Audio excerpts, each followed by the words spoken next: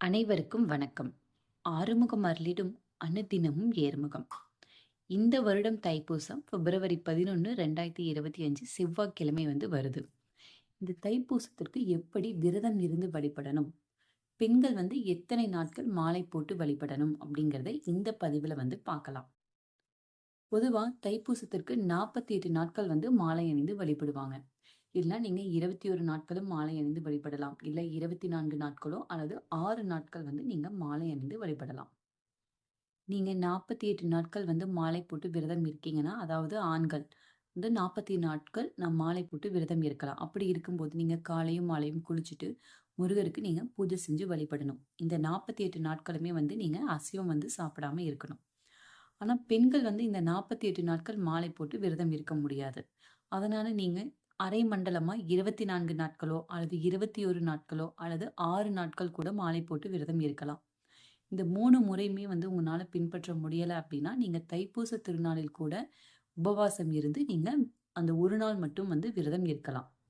48 நாட்கள் விரதம் இருக்கிறவங்க, நீங்க உங்களுடைய விரதத்தை எப்ப ஸ்டார்ட் பண்ணோம்னா 25/12/2024 ஸ்டார்ட் பண்ணீங்கன்னா, அது தைப்பூச திருநாள்ல முடிவடைகிற மாதிரி இருக்கும்.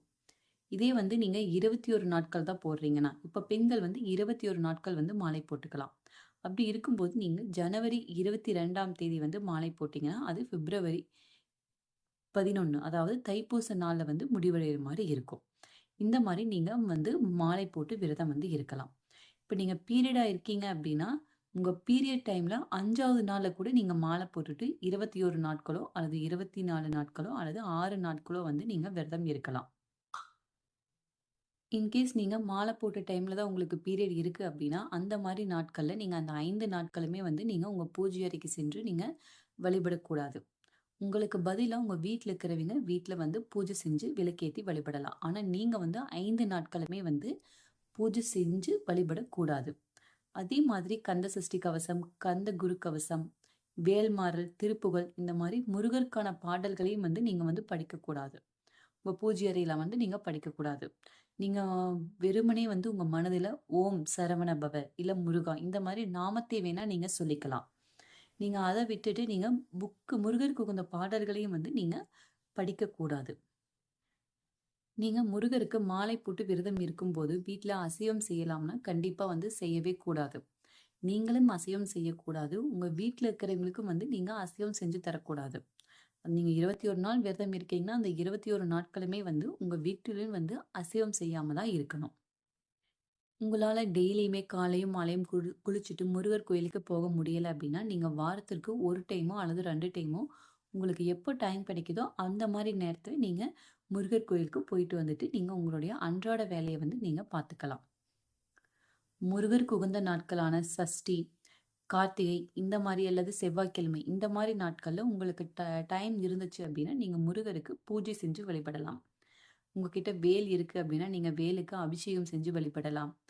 இந்த மாதிரி பூஜை செஞ்சு வழிபடும்போது நீங்க கட்டாயம் முருகருக்கு நெய்வேத்தியம் செய்து வழிபடணும். உங்களுக்கு அதுக்கு டைம் இல்லை அப்படின்னா வெறும் பாலில் தேன் கூட மிக்ஸ் பண்ணி வச்சு நெய்வேத்தியமா செஞ்சு நீங்க வழிபடலாம்.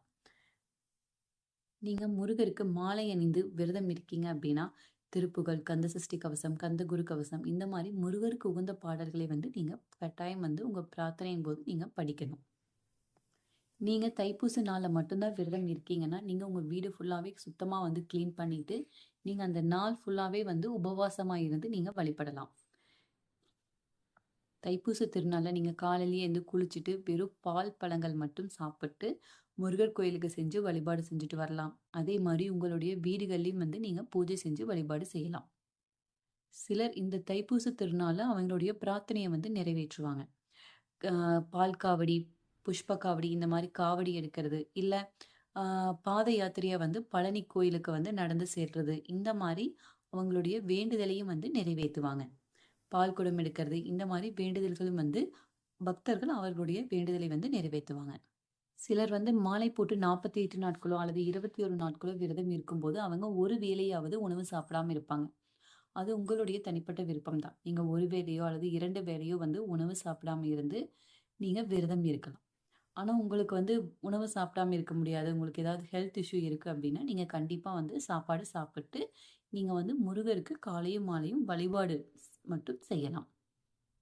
இந்த தைப்பூச மாதத்துல மட்டும் நீங்க முருகருக்கு சரியான முறையில விரதம் இருந்து வழிபட்டீங்கன்னா, உங்களுக்கு முருகர் மித்த மாதங்கள்ல வந்து உங்களுக்கு ஒரு நல்ல ஒரு பலனை வந்து தருவார். அதாவது நீங்க இந்த 1 மாதம் வந்து முருகருக்காக விரதம் இருந்தீங்கன்னா, உங்களுக்கு ஆண்டு முழுவதும் நல்லதே நடக்கும். இந்த வீடியோ பிடிச்சிருந்தா லைக் அண்ட் சப்ஸ்கிரைப் பண்ணிக்கோங்க. தேங்க்ஸ் ஃபார் வாட்சிங்.